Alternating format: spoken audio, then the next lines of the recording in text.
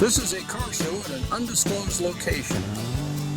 We have here's a 2011 Corvette owned by Larry and Diane Jensen. This is Larry Jensen. Larry's going to tell us how he happened to get this 2011 Corvette. An interesting story. We picked this up at the Corvette show back in Illinois about 7 or 8 years ago. It's a 2011 and Livington Gold, that's what it was. We drove up there in an Audi, my wife's. This is actually my wife's car. We've always had Corvettes and ended up buying an Audi one time, traded a Corvette in for it, and we found this at the show up there, and she just loved the color so much we traded the Audi in for it right then and there. And it's her car. It's a 6-speed. She drives it every day. It's her daily driver. She loves it. She keeps in the back her golf clubs. In fact, if you lift the trunk up now, there's probably a set of golf clubs in it. How many miles? And right now it's got 32,000 some miles on it. Like I say, she drives it all the time, and it's her car. Yep. She really does. It's a 1987 Corvette C4 owned by Morris and James Cox. This is Morris Cox. He owns the 87 Corvette. Tell us how you happened to find this car. Well, about 7 years ago, I had a knee replacement, and so that kind of slowed me down, and I had a lot of end time in the house, so I used to get on the computer and look up Corvettes. And we were Jeep people prior to this. We loved to go out four-wheeling, but we thought it might be a time for a change, so we were on the computer, found this one in, of all places, Greenwood, Missouri, at a dealer in Greenwood, and we went and looked at it, really liked it, got a hold of Ken Lee and said, Ken, come down and check this thing out, make sure it's what I think it is. And he came down, drove it, said, yeah, it's a nice car, you'll really like it. So I said, here we go. So we've had it about 7 years now.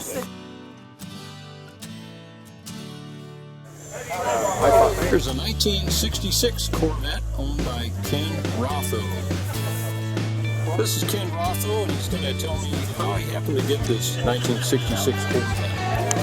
I found the car in 1989, and it had been parking lot raced and had a lot of cracks in the fiberglass, so we replaced a lot of the panels, painted it in 1990, and over about a 20-year period of time I worked on it, and in 2008 when the market collapsed, I decided I was just going to spend the winter and finish the car. So I finished it in 2008. In 2017, it competed with about 3,500 other cars and won the Zenith Award. So that's with the Antique Auto Association. Yes. So that's kind of the story on the car. I've never heard of that. 1956 Y block. This is Fred Gardner. He owns the 1956 Ford Y block. Tell me something about the car, how you happen to get it. Well, it was in the paper one Sunday when they still put ads in the paper, and I went and looked at it in 1983, not too far from here as a matter of fact, and it was a all original stock 56 Ford custom line Victoria, and from the original owner's mailman. And so I decided, well, 31,000 miles, I can live with that. It's still the original paint, glass, chrome, trim, interior, and drove it that way for about 8 years, and then warmed it up rebuilt the Y block, and didn't need it, but I did it, and put in it wasn't automatic from the factory. I put in a T5 5-speed overdrive. And I don't know, it's been in 17 or 18 states, and it's been to Colorado a few times on top of Pikes Peak, and works great. We threw an air conditioner in it for their daughter's wedding, and we just drive it a lot. All right, so I can have a good time with it. Yep, that's the plan. That's what they're for. This is a 2007 Corvette Z06 owned by John Cooper. This is John Cooper. He's the owner of the 2007 Black Corvette we call The Dark Knight. John, how is it you happen to end up with this car? Long story, but I'll make it short. For Laura, my 33rd wedding anniversary gift, for her gift, basically, because she's always wanted a black Corvette. I went online and found this black Corvette at Fast Lane Classic Cars over in St. Louis, and surprised her with a road trip over there. And I took it out on a test drive because they would only let me drive it, or one person drive it at a time, and Laura did not want to drive it. And when I came back, Laura said, "You had the biggest grin on your face. I knew that sucker was sold right then and there." And it was. I didn't know much about Corvettes, but 505 horsepower later, after being tuned up a little bit too, putting out 550 horsepower at the rear wheels and running it on the Iowa Speedway, I'm hooked. I'm a Camaro guy, but I'm also a Corvette guy now. Here's a 1964 Corvette 327 owned by Christine Weiser. This is Christy Weiler. She owns the 1964 red Corvette, and she has named that car Ruby. How is it you happen to end up with this car? Well, my husband just happened to surprise me, and he hid it in his mom and dad's garage and took me over there for my birthday present. My mother won a Corvette back in '76 that was red, and I always wanted a red Corvette. So this is what I got. She runs like a champ.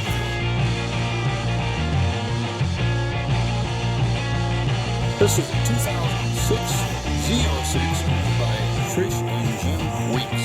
This is Jim and Trish Weeks. Which one of you wants to tell me how you happened to get this car? Okay, it's her fault. First of all, she got us into Corvette with a 65 Big Block, and we ended up with an 03 after that. We went to Bloomington Gold one year and saw this and came home with it from Bloomington Gold. Man, you can dance that story really well. This is a 1968 Mustang owned by George and Joy Stegner. This is George Stegner. He's going to tell us how he acquired this 1968 red Mustang. My wife found this car in 1999, just searching some internet classified ads. The car was located in Baltimore. My brother lived near there. He inspected the car. I negotiated a price, bought a one-way plane ticket, and drove it from Baltimore to Kansas City back in 1999. Since then, it ran good and it looked good from across the interstate. But when you got up close, you could tell it needed a paint job. So in the year 2000, we had it repainted. I redid the interior, and we've been driving the car 40,000+ miles since then.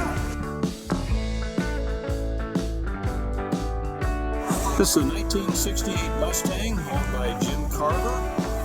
This is Jim Carver. I'm going to have him tell you a little bit about how he acquired this 1968 Mustang convertible. Okay, in March of 1968, I got out of the Navy, and a week later I started working at Ford Motor Company. A week after that, I ordered this car at Jerry Hayes Ford on Nolan Road, and on April 20th, I took delivery of it, and I've had it ever since.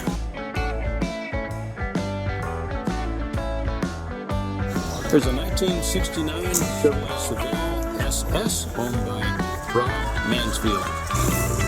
Okay, this is Rob Mansfield. He's going to tell us how he happened to get this 1969 Chevrolet Seville SS. Well, I had a '69 Chevelle Super Sport when I was a kid. Run across this one on Craigslist. Found it was in St. Louis, so we drove down to St. Louis and trailered her home. It's pretty much, didn't do a lot to it. Spent a little bit of money on her, trying to do a few things, but the Willwood brakes on it, the MSD. I think this is about the third carburetor, but it's a original color. It's a 72 paint code that makes it orange. It's called Monaco Orange. Just like a lot of people, you go back to what you had when you was a kid. Here's a 1969 Camaro Z28. This is Ken Lee. He's the owner of the 1969 Camaro Z28. How is it you acquired this car, Ken? I was very lucky. I've known the car forever. I went to high school with the individual that I bought it from, which bought it new. He got it out of the service before I did, and he's had it all these years. Didn't drive it a whole lot, and finally I was able to talk him out of it about 7 years ago. And really all I did was sand the paint and polish it. This is original lacquer paint, 69 paint. I've competed with the car on a national level in the Antique Automobile Club of America. It's placed 5 times in the original unrestored class. So it's kind of an unusual car to have original paint, the original carpet, wiring harness, carburetor, distributor, everything, even the original air pump. All 69 Z28s had an air pump, and this has still got it. Everything on the car is number correct, voltage regulator, every component, and it's a fun driver. We not going to really do any more damage to it than what's done as far as the few rock chips and the faded paint. But we drive it. We drive it a lot. We've already driven it about 500 miles this year so far, and we generally drive it several thousand. It's a good cruiser. It has the standard 12-bolt 373 posi, which all Z's had, and it's a screamer on the highway. So it's a good one to have, and if you find one, buy it. 1965 Corvette, owned by Ken Lee. Ken Lee is an extremely good mechanic in the Independence area. He only worked one car, so tell me about this 1965 Corvette, Ken. Well, this was a very unusual car, and I really wasn't looking for a car, and this car came to me. So that was a good venture. It was restored like in 85, 86, and basically set. So it's a fresh restoration, but it's not. It was a pretty rough shape because it's set for so long of a time. Mechanically, I had to put go through several things, brakes and so forth, to get it roadworthy. But it came about very quickly. It's a very odd car with the fact that it's a 365 horse, which is solid lifter, 11-to-1 compression ratio, and it's got factory air. It's just over 200 that were made. So it's a very odd car. Good car to go down the highway. It does have the F40 suspension, which is the Gymkhana suspension. It handles extremely well with the options of the side exhaust and the tilt, or I should say, teakwood wheel. And the column is telescopic, and it makes it very comfortable to drive down the highway. Good mileage, it's geared right, and it's definitely an excellent cruiser. It's a 1965 Corvette convertible owned by Dave Field. This is Dave Field, and he's going to tell us a little bit about how he got this 1965 red Corvette. Okay, I purchased this car in 2012 from a friend of mine named John Finley. He was an oral surgeon in Overland Park, Kansas, and he bought this car for his wife. And it's set in their garage at the Lake of the Ozarks since 1999. She drove it for a couple of years, then it's set. And I was telling him I was going to buy a C2, and he asked me if I had an interest in this car. And I told him I did, and we ended up making a deal. And anyway, I've been driving it ever since. I've had a lot of fun with this car. It's been a lot of different places. It's been to Hot Springs, Arkansas for the show down there. It's been to Elk City, Oklahoma for a show there, and it's been to a lot of other shows. I've had a lot of fun driving it. It's an air steering brake car, so it's completely loaded, and it's a lot of fun to drive. The rare thing about this car is it's got a 4-way flasher, and it's got headrests, which are really rare for 1965.